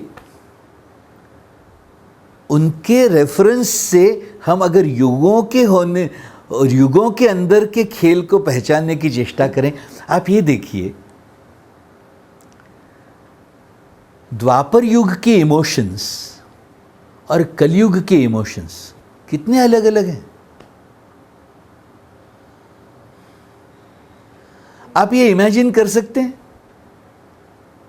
कि सूर्योदय के साथ युद्ध शुरू हो और सूर्यास्त के साथ युद्ध खत्म हो, उसके बाद कौरव और पांडव एक साथ में बैठ के भोजन लें। अनथिंकेबल है कि भीष्म पितामह बाण शैया पर लेटे हैं, वहां अर्जुन उनको मिलने जा रहे हैं, युद्ध ऑन है, फिर भी। थोड़े से पीछे जाके मैं कहूंगा त्रेता युग का एग्जाम्पल, जहां राम जी थे। सीता मैया ऑलरेडी रावण की कैद में थी, उनका शरीर हमेशा से रावण के कंट्रोल में ही था, लेकिन रावण ने कभी भी उनके शरीर को जीतने की कोशिश नहीं की। वो उनका मन जीतना चाहता था, हृदय जीतना चाहता था। सीता मैया कभी भी वो नहीं कर पाई, रावण के बारे में। उस समय के इमोशंस ही अलग थे। आप ये इमेजिन कर सकते हैं कि युद्ध के पहले राम जी को यज्ञ करवाना था अपने ही युद्ध में विजय पाने के लिए, और उन्होंने वहां ब्राह्मण ना मिलने की वजह से रावण को बुलाया, और रावण अपना ब्राह्मण का रोल अदा करने के लिए यज्ञ करवाने पहुंचा वहां, और उसके लिए उनको सीता जी को भी लेके पहुंचना पड़ा है, क्योंकि यज्ञ में सिर्फ पति नहीं बैठ सकते, पति और पत्नी को दोनों को साथ में बैठना पड़ेगा यज्ञ में। यज्ञ समापन होने पर राम जी और सीता मैया पंडित के, रावण के पैर छू रहे हैं आशीर्वाद लेने के लिए, और रावण उनको आशीर्वाद दे रहे हैं विजयी भव। ये अभी के समय में इमेजिनेबल भी है क्या? मैं ये कह रहा हूं, कलयुग के इमोशंस एकदम अलग हैं। वो रामानंद सागर का बनाया हुआ महाभारत हम देखते हैं, उसमें दुर्योधन को वो हु करते करते वो पुनीत इस्सार दिखाता है। दुर्योधन वैसा था ही नहीं, एक्स्ट्राऑर्डिनरी प्रतिभा वाला जीव था वो, जो भीम के सामने खड़ा रह सका। सुन रहे हो क्या मेरी बात? मैं ये कह रहा हूं,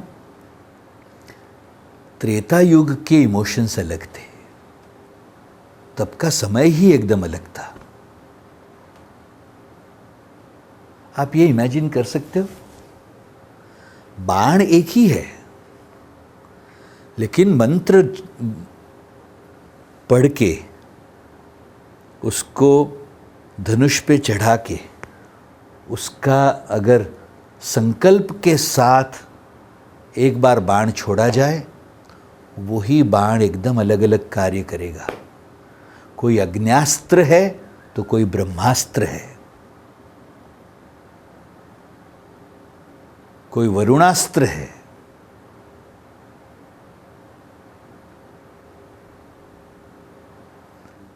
अपनी शक्तियों का उपयोग करते हुए अपनी संकल्पों की ताकतों को और इकट्ठा हुए हुए पुण्य को जिस कार्य में लगाना चाहे लगा सकते हैं। ये टेक्नोलॉजी उस समय हर व्यक्ति के पास थी माय डियर्स।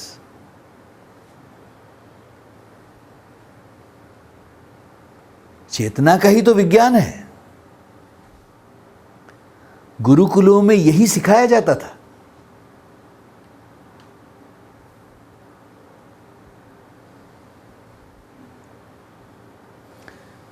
ऐसा हर युग का समय अलग अलग। अच्छा, मैं कलयुग को सिर्फ बुरा है, गड़बड़ वाला है, ये नहीं कह रहा। कलयुग की अपनी एक खासियत है। अभी जिस समय में हम जी रहे हैं,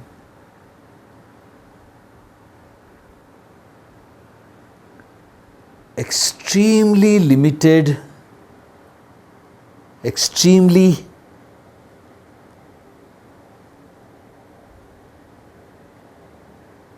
मैं उसको कमिटेड स्किलफुल एफर्ट्स कहूँगा।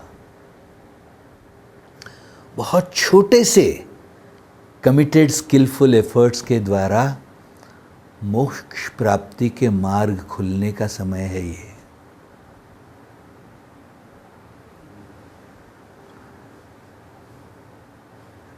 कली को अगर आप देखोगे, छोटी छोटी उम्र में ही सब तरह के भोगों का अनुभव करवाने वाला समय है ये।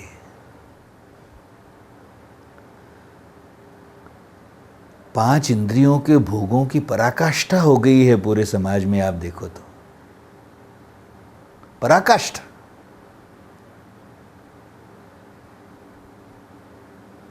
पांच इंद्रियों के भोगों में सबसे ज्यादा सुख देने वाला भोग शारीरिक कार्य का, काम वासना का भोग, और उसमें भी सब तरह के एक्सपेरिमेंट्स कर लिए हैं लोगों ने। प्रकृति से मिले हुए कार्य भी और विकृति के द्वारा इकट्ठा हुए कार्य भी, सब कुछ करके देख लिया है कि कहीं और कुछ मिल जाए, कुछ और सुख मिल जाए।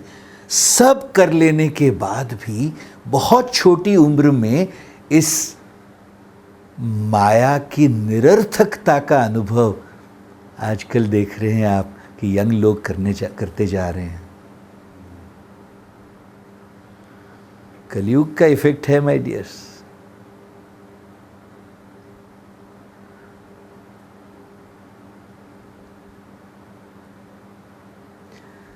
कलयुग के बारे में ये कहते हैं, यहाँ गुरु आपके घर घर आकर आपको ब्रह्म ज्ञान सिखाएंगे, और यही हो रहा है।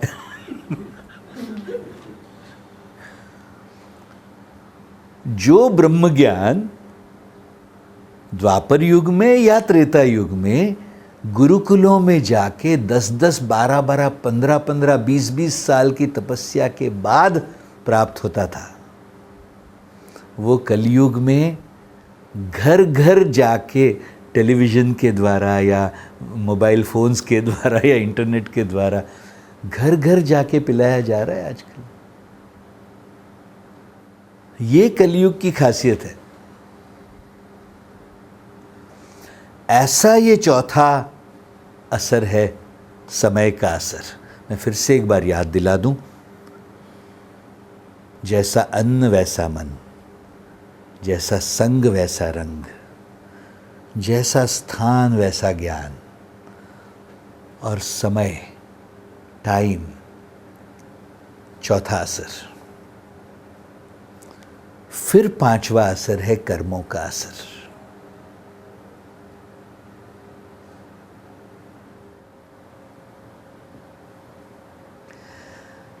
ऐसा समझ लीजिए ये फैक्टर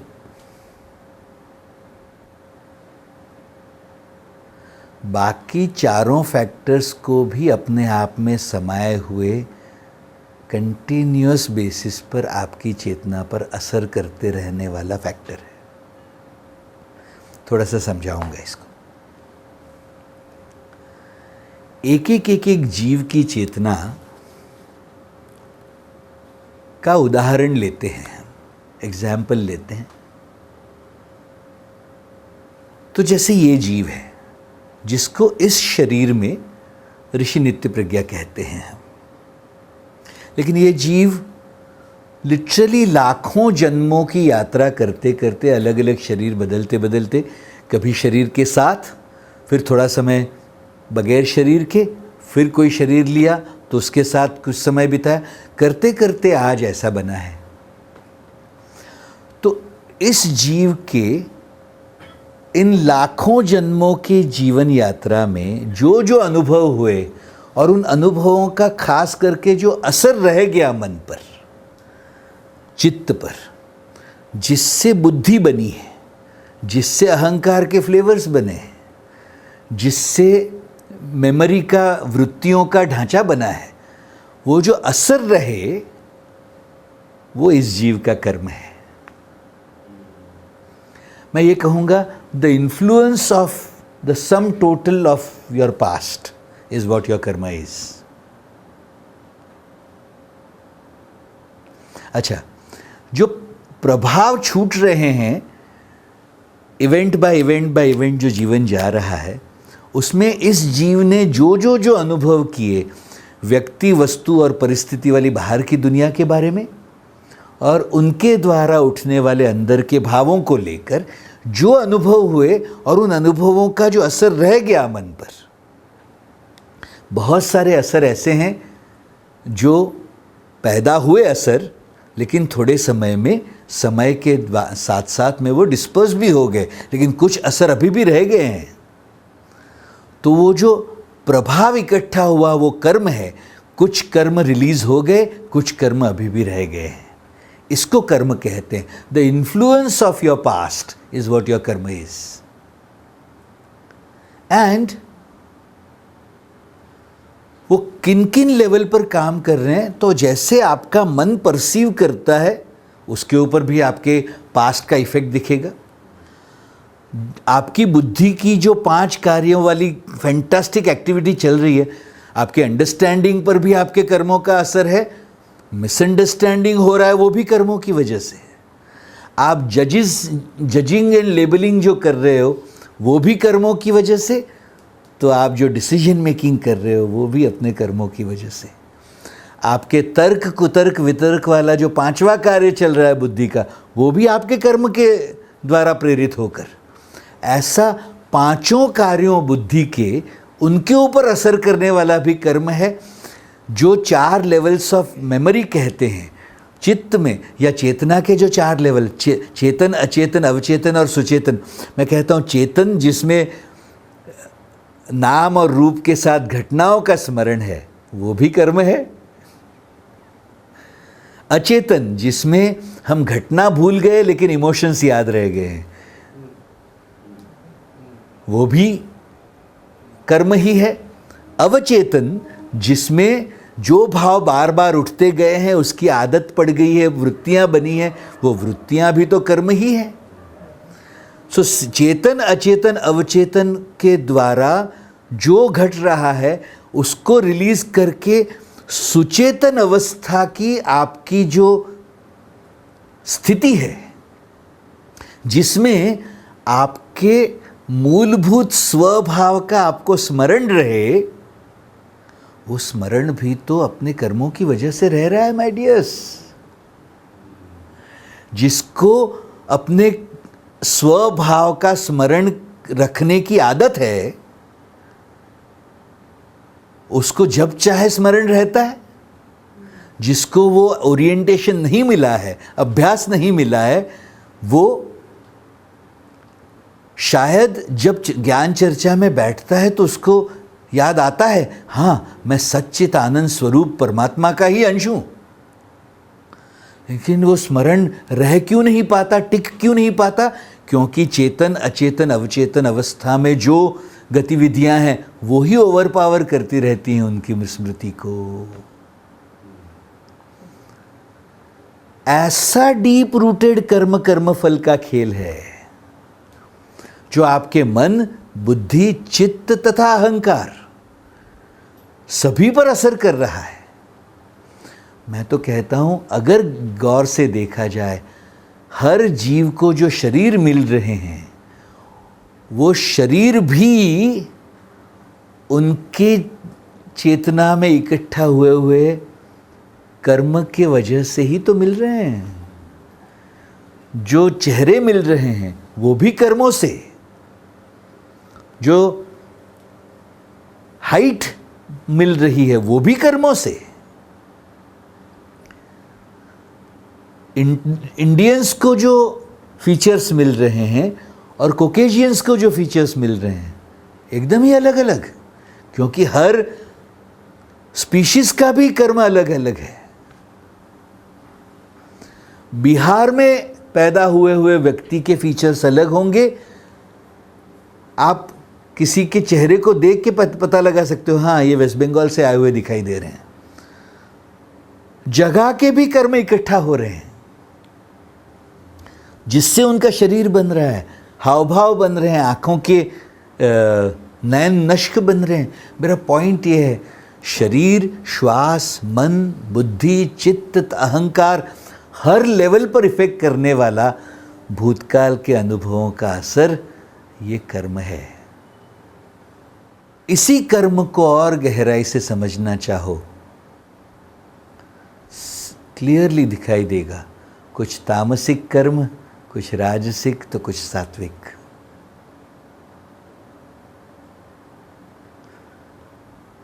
और जिस फ्लेवर का कर्म, उसी फ्लेवर का उसका असर भी, जिसको कर्मफल कहते हैं।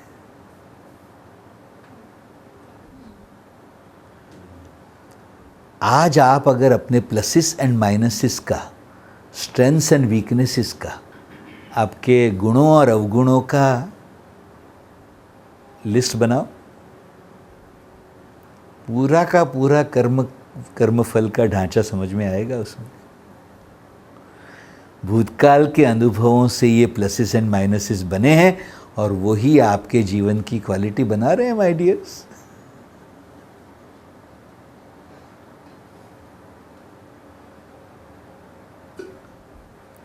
कोई अगर उत्साह से जीने वाला नजर आ रहा है, वो भी तो कर्म का ही फल है। और कोई हर चीज को अगर पोस्टपोन ही करता रह रहा है, तो वो भी तो कर्म का ही असर है। कोई गुरुदेव के पास जाकर अभिभूत हो जाता है, अहो अनुभव करता है, वो भी उस जीव के पके हुए कर्म की वजह से ही उनको उस तरह के प्रभु दिखाई देते हैं। उन्हीं गुरुदेव को जाके कोई अपरिपक्व कर्म वाला व्यक्ति मिलता है, तो वो कुछ और ही देख रहा है उनमें।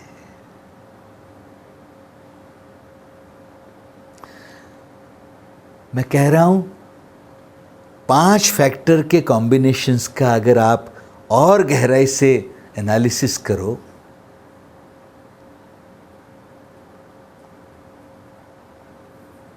मुझे वो परसेंटेज देने का वो सूझता ही नहीं, कैसे देंगे रेशियो। लेकिन मैं ये कहूँगा शायद 85, 90, मे बी 95% कर्म फल का ही खेल है। बाकी 4 factors food, people, place and time, चारों को मिला के शायद 5-10% में सब कुछ आ जाता होगा। एक सिंपल से एग्जाम्पल से समझाऊंगा।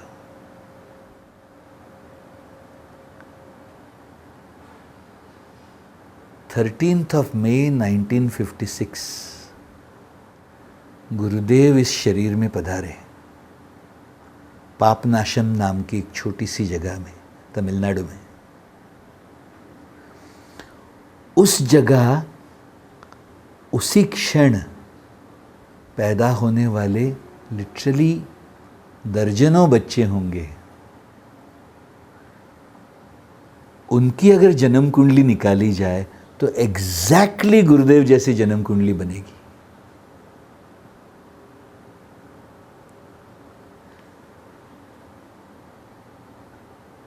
उसी जगह में पैदा हुए हैं। समय का असर लगभग सेम ही। खाना पीना बहुत ज्यादा कोई फर्क तो है नहीं।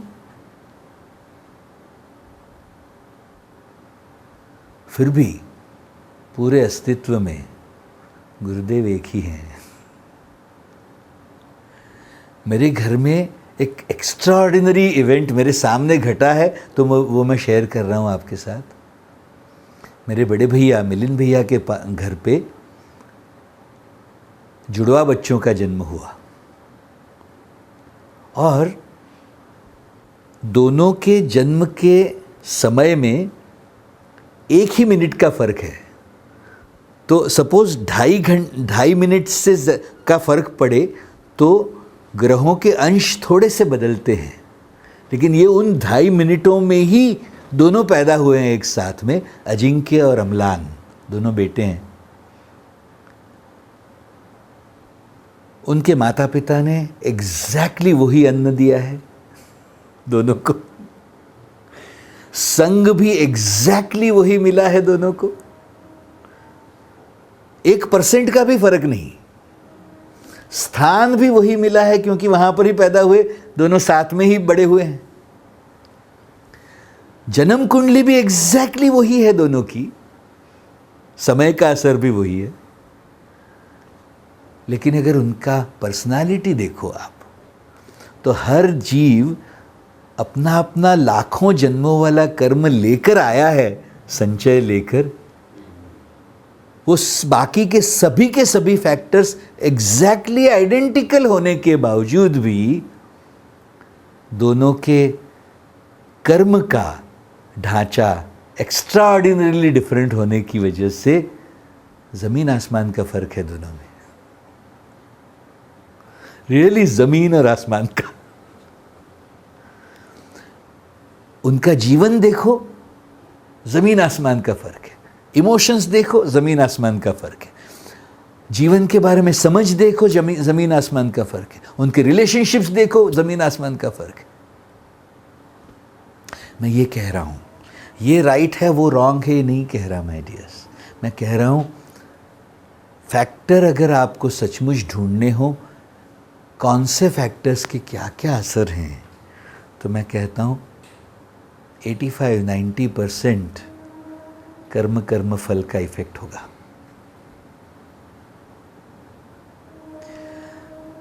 ये रहस्य ना जानने वाले व्यक्ति जिस फैमिली में पैदा हो गए हैं ना, उस हेरिडिटरी मिले हुए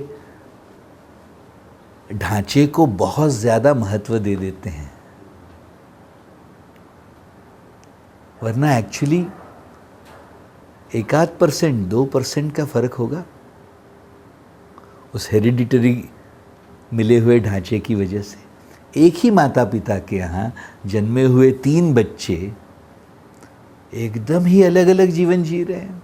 माता पिता सबको सेम ही वातावरण देने के बावजूद भी, क्योंकि हर जीव का कर्म इतने जन्मों से इकट्ठा हुआ वो अलग अलग है। रूल ऐसा है इसमें, जिस फ्लेवर का कर्म जगेगा उसी फ्लेवर का कर्म फल देगा। अच्छा, कर्म फल में बड़ा इंटरेस्टिंग गणित है। कहते हैं 2 सेक्शंस हैं कर्म फल के।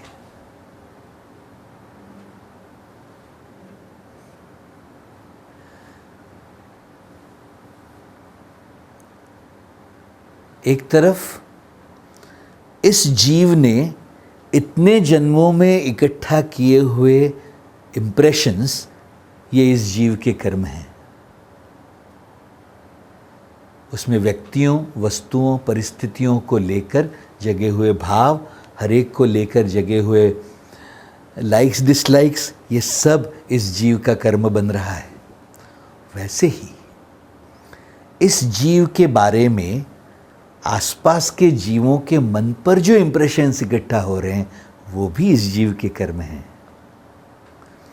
आई would say karma is the impressions of the past.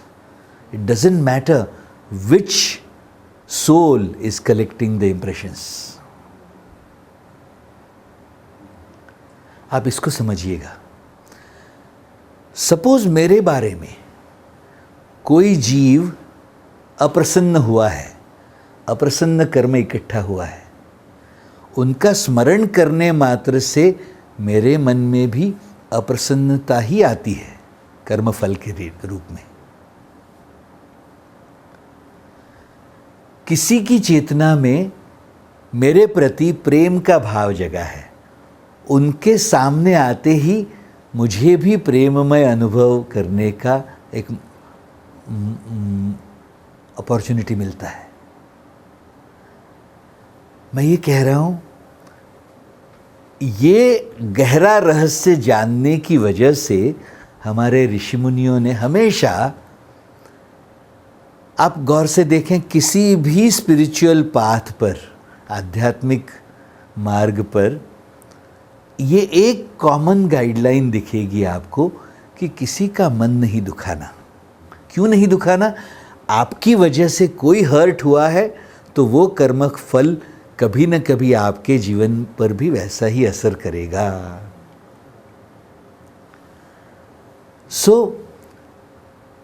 अच्छा, कर्म फल का ये खेल जान लो। दोनों सेक्शंस हैं। इस जीव के मन में इकट्ठा हुए कर्म भी इस जीव के कर्म हैं, और इस जीव के बारे में लोगों के मन में इकट्ठा हुए कर्म भी इस जीव के कर्म हैं। तो इस एंगल से अब धर्म सीरीज में डिस्कस हुई षड रिपु का खेल देखो, क्रिस्टल क्लियर समझ में आ जाएगा कि क्यों उनको पाप कर्म कहा है, क्यों उनको षड रिपु कहा है। आपकी चेतना को दूषित करने वाले कर्म ये 6 हैं: काम, क्रोध, लोभ, मोह, मद यानी ईगो के 11 फ्लेवर्स, और मत्सर माने जेलसी।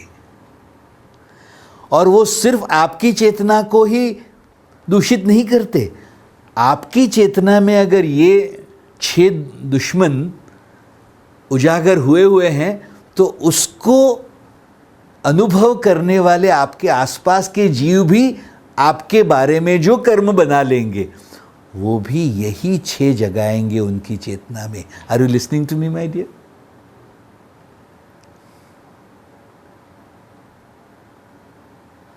इसलिए अगर आपको इन षड रिपुओं के प्रभाव से अपनी चेतना को बचाना हो, अपने जीवन को बचाना हो, तो आपको दोनों की जिम्मेदारी लेनी पड़ती है। आपके मन में किसी के प्रति जगे हुए भावों की भी, और किसी के मन में आपके प्रति जगे हुए भावों की भी आपको जिम्मेदारी लेनी पड़ेगी। ये आध्यात्म का सार है। आप, आई होप यू अंडरस्टैंड।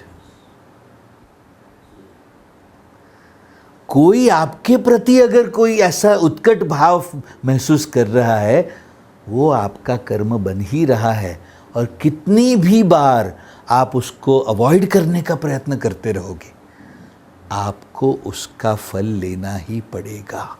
जैसे ही वो व्यक्ति आपके सामने आते हैं, वही कर्म लेकर आ रहे हैं, कर्म फल बन के। इसलिए आप ये देखें, अलग अलग आध्यात्मिक मार्गों ने अलग अलग तरीके डिराइव किए इस कर्म फल के कंटिन्यूअसली चलने वाले फ्लो में, खास करके नुकसान करने वाले कर्मों से बचने के तरीके ढूंढे। जैसे जैन समाज है, बड़ा साइंटिफिक धर्म है। उस पाथ में क्या गाइडलाइन देते हैं, तो साल भर में एक दिन उन्होंने उसके लिए रखा है कि भाई पूरे साल भर में मेरे मनसा वाचा या कर्मणा, मन में उठे हुए भावों से, मेरी वाणी से या मेरे कार्यों से, जाने या अनजाने अगर आपका मन दुखा है, आपके मन में अपवित्र भाव जगे हैं, मैंने अगर आपको दुख पहुंचाया है, तो मुझे क्षमा करें। क्षमा याचना करते ही आप गौर से देखना क्या होता है सामने वाले की चेतना में। अगर आपके प्रति थोड़ा सा कड़ा भाव उनके मन में किसी कारण से इकट्ठा हो भी गया हो, आपके तरफ से सिंसियर क्षमा याचना हो, उनके मन से अपने आप ही वो भाव छूटते हैं। अगर सिंसियरिटी है तो, अगर वो लिप सर्विस कोई कर रहा है तो वो भी समझ में आ जाता है सामने वाले को। वो कहेंगे यार ये सिर्फ बातें हैं। आप सुन रहे हो मेरी बात? अच्छा, मैं कहता हूं किसी के ओपिनियन का शिकार बनने की बात नहीं है कि लोग क्या सोचेंगे यही सोचते रहो, ये बात नहीं है। मैं कहता हूं तुम्हारी अंदर की आवाज़ सुनते हुए जीवन जीना, लेकिन उस तरह के जीने में अगर कोई अप्रसन्न हो रहा है, किसी को नाराज़गी हो रही है, किसी को परेशानी हो रही है, तो तुरंत जाके उनको गले लगा लो, पैर छू लो, क्षमा याचना कर लो, कोई गिफ्ट दे दो, उनका मन संभाल लो। और ये एक्टिव बेसिस पे करते रहना, ताकि उन कर्मों का कर्म फल लेते ना रहना पड़े। आप सुन रहे हो क्या मेरी बात? तो जैसे मैं कह रहा हूं कि इंटेलिजेंटली फूड सिलेक्ट करना चाहिए, इंटेलिजेंटली और हृदय से वो अन्नदाता को भी सिलेक्ट करना चाहिए माय डियर्स। जो व्यक्ति भोजन बना के खिला रहे हैं उनका भाव देख के सिलेक्ट करना चाहिए।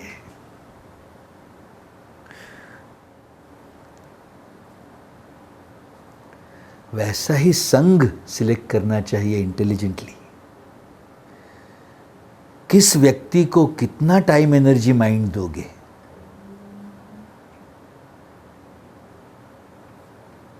इंटेलिजेंटली सिलेक्ट करना चाहिए। जिस स्थान पे रह रहे हो उस स्थान को मैं कहता हूं पवित्र बना के जीना चाहिए। वहां ऐसे ही पड़ा है सब कुछ बिखरा बिखरा सा, तुम्हारा मन भी बिखेर देगा वो। चौथा, समय का जो असर है उसको भी सेंसिटिवली एड्रेस करना चाहिए। आप प्लीज समझना इसको। कभी कभी क्या समय का असर इतना बड़ा है हमारे बस में नहीं है, ऐसा लगता है अभी ग्रह ऐसे हैं मैं क्या करूं, ऐसा लगेगा। लेकिन मैं कहता हूं ग्रहों की असरों को समझने के बाद लाइट अवेयरनेस में उनको रखते हुए उसको धारणा नहीं बनने देना, ये भी अपना जिम्मेदारी है।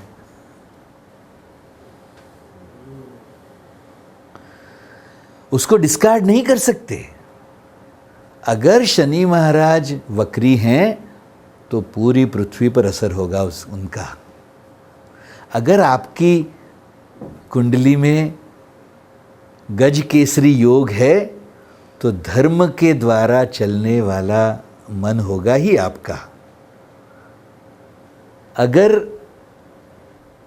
राहु की महादशा शुरू हो रही है तो आपका मन भ्रमित होने की पूरी संभावना होगी। मैं उन एस्ट्रल बॉडीज का असर 0 हो गया ऐसा नहीं कह रहा हूं, उनका असर है जरूर, लेकिन उन असरों में से मैं कहता हूं हर रोज सुबह उठ के आपकी चेतना में अंदर जो असर इकट्ठा हुए हैं रात भर के दौरान, उन इकट्ठा हुए असरों को बाहर जाने वाली श्वास के साथ रिलीज करके पूरी तरह खाली होकर जीवन की शुरुआत कर सकते हो एवरीडे। ये हो सकता है कि आपको हर कुछ घंटों के बाद बैठना पड़ेगा अगर थोड़ा सा समय खराब है तो, लेकिन इन food, people, place and time इनका कर्म ना बन जाए, ये जिम्मेदारी हमें लेनी पड़ेगी। आप सुन रहे हो क्या मेरी बात?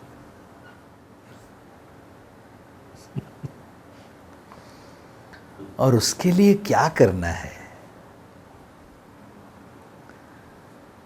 मैं कहता हूं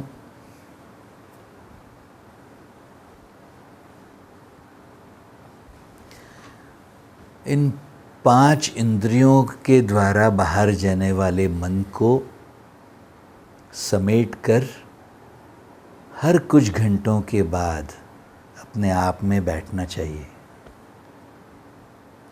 यूजुअली हम आंखें बंद करते हैं 2 कार्यों के लिए। एक तो सो जाते हैं तब आंखें बंद कर लेते हैं, पूरी सुषुप्तावस्था में चले जाते हैं, बेभान अवस्था में।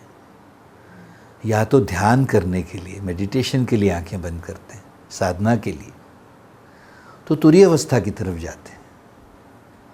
मैं कहता हूँ जागृत अवस्था में रहते हुए आंखें बंद करके बैठें, अपनी चेतना को टटोल लें।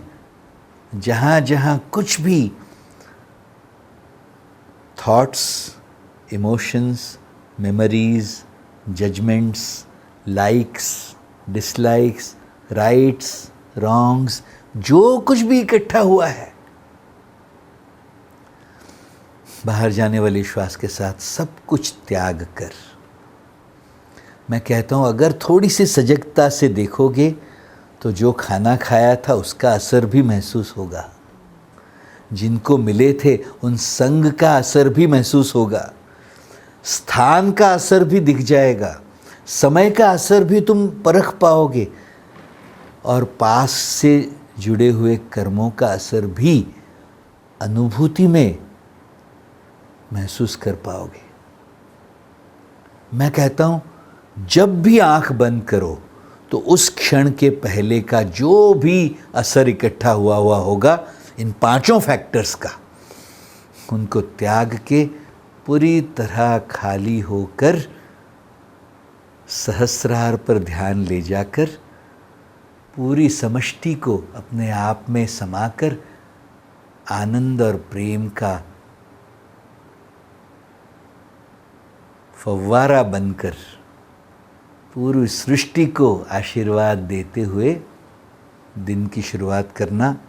जब जब भी मौका मिले आंखें बंद करने का, यही करते रहना। पास्ट को ड्रॉप करो और फिर एक्सपेंशन करते हुए, ब्रह्ममय होते हुए, समष्टि को अपने आप में समाते हुए, प्रेममय होते हुए जीवन जीते रहना। This is the point my dears.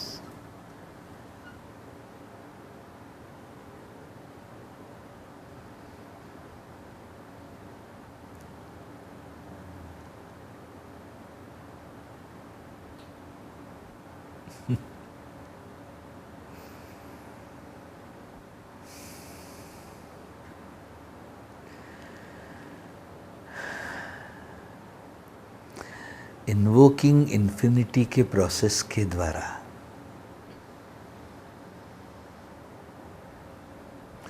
जैसे ही आप भूत काल के इकट्ठा हुए कर्मों को त्यागते हैं, और उसमें मैं दोनों सेक्शंस को रिफ़र कर रहा हूँ, आपकी चेतना में किसी के लिए जगे हुए भाव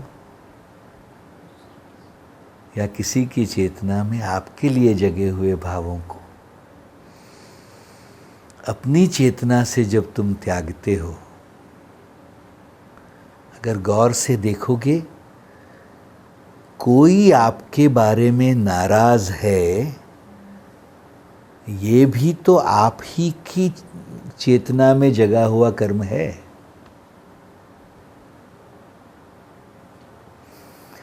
कोई आपको प्रेम कर रहा है, ये भी तो आप ही की चेतना में जगा हुआ कर्म है।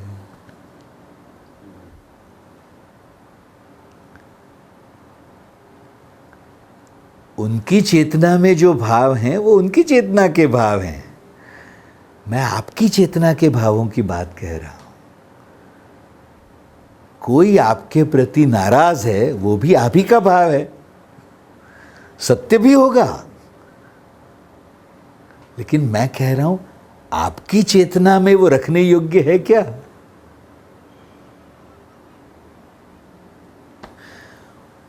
ये त्याग के देख लेना। हो सकता है उनको पता ही ना लगे कि उनके मन से आपके प्रति के नकारात्मक भाव कैसे रिलीज हो गए। I hope you understand.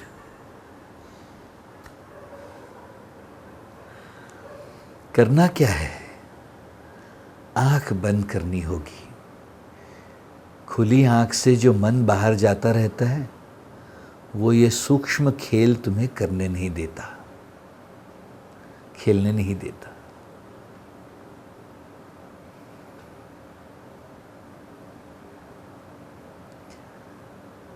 आंख बंद करने की आदत डालें।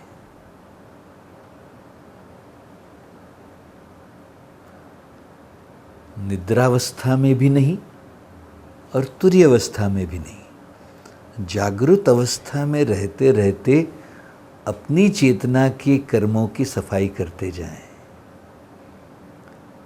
एक एक्स्ट्रा ऑर्डिनरी चीज़ होगी। अगर वो कर्म इतने जन्मों से जो चला आ रहा वो ड्रॉप कर दिया जाए, तो उससे मिलने वाले कर्म फल वहीं पर ड्रॉप हो जाते हैं। अगर वो कर्म ड्रॉप नहीं हुआ, इम्प्रेशन ड्रॉप नहीं हुआ, भूतकाल का असर ड्रॉप नहीं हुआ, तो वही आपका फ्यूचर भी बनाता रहेगा। It is like putting your past into your own future.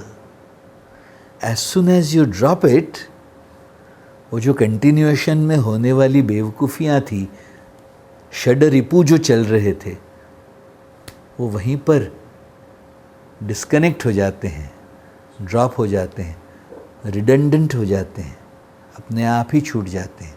तो उनसे मिलने वाले फल भी वहीं ख़त्म हो जाते हैं।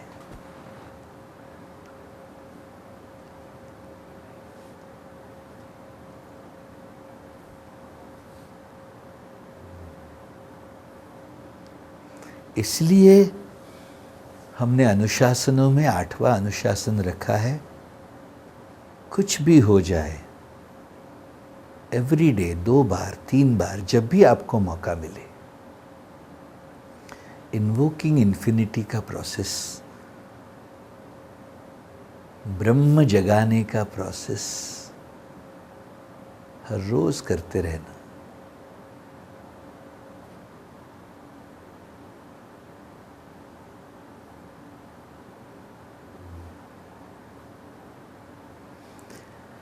अच्छा, एक छोटा सा कैच इसमें ये है, आप छोड़ने के लिए बैठोगे तो कर्म छूटेगा, वरना आप रीलिव करते रहोगे उन घटनाओं को, और वो भाव और स्ट्रांग बनते जाएंगे। If you indulge, it strengthens the bhav. If you resist, it will persist. हमारा इंडल्जेंस एंड रेजिस्टेंस के बीच का पार्ट, बीच का अनुशासन है। ना हम रेजिस्ट करते हैं, ना हम उसमें गिरते हैं। हम उन भावों को उठने देते हैं ताकि हम समर्पण करके मुक्त हो सकें, और उसके लिए बैठना है। ये पॉइंट। जय गुरुदेव।